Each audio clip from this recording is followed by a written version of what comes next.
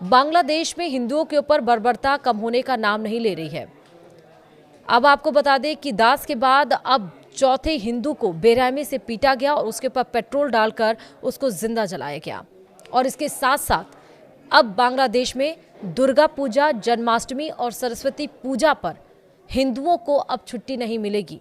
और ये यूनुस सरकार का बड़ा फैसला लिया गया है। ये कैसा फैसला है कि अब हिंदुओं को अपने ही त्योहार पर छुट्टी नहीं मिलेगी। नमस्कार, आप देख रहे हैं न्यूज़ 18 का डिजिटल प्लेटफॉर्म। मैं हूं आपके साथ श्रुति श्रीवास्तव। बांग्लादेश में यूनुस सरकार में हिंदुओं पर लगातार हमले हो रहे हैं। उनके खिलाफ अत्याचार बंद होने का नाम नहीं ले रहे हैं। अब यूनुस सरकार ने हिंदुओं के अधिकारों पर भी डाका डालना शुरू कर दिया है। बांग्लादेश सरकार की ओर साल 2026 की छुट्टियों की लिस्ट जारी की गई है।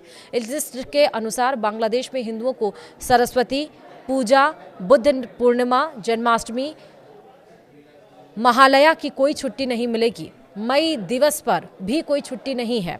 इसके साथ ही ऑफिशियल छुट्टियों की लिस्ट में कहीं भी भाषा शहीद दिवस के लिए कोई छुट्टी है।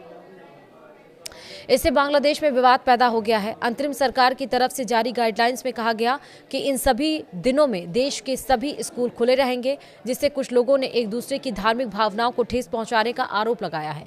बेशक रमजान और ईद उल फितर के दौरान छुट्टियां दी जाती हैं, लेकिन पहले के मुकाबले दिनों की संख्या कम हो गई है। कुछ लोगों ने आरोप लगाया कि इस बार यूनुस सरकार बांग्लादेश के इतिहास से भाषा आंदोलन को मिटाने की कोशिश कर रही है। पिछले 1.5 साल में यूनुस की अंतरिम सरकार ने कई ऐसे फैसले लिए हैं जिनका बांग्लादेश के इतिहास पर असर पड़ा है।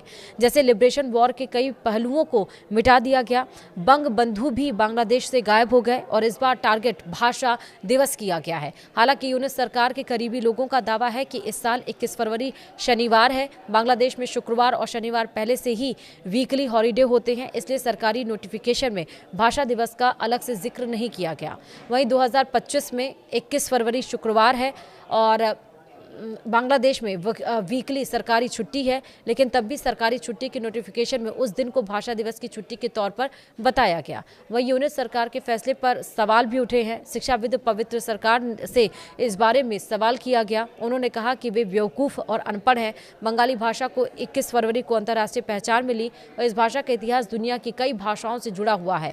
वो पागल हो गए हैं। वहीं इत्तेफाक से 21 फरवरी 1952 को उस समय के पूर्वी पाकिस्तान, जो अब आज़ाद बांग्लादेश है, के स्टूडेंट्स ने बंगाली को राज्य की भाषा बनाने की मांग को लेकर एक आंदोलन भी शुरू किया।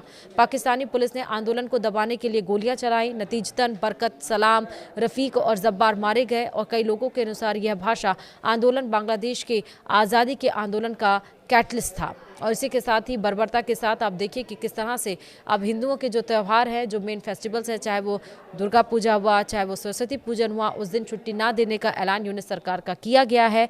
यूनुस सरकार वाकई ये नहीं समझ पा रहे हैं कि भारत के साथ उसके रिश्ते खराब करने पर बांग्लादेश को कितना खामियाजा उठाना पड़ सकता है। लेकिन हिंदुओं के ऊपर लगातार बांग्लादेश में हो रही है बर्बरता। वीडियो में इतना ही। नमस्कार।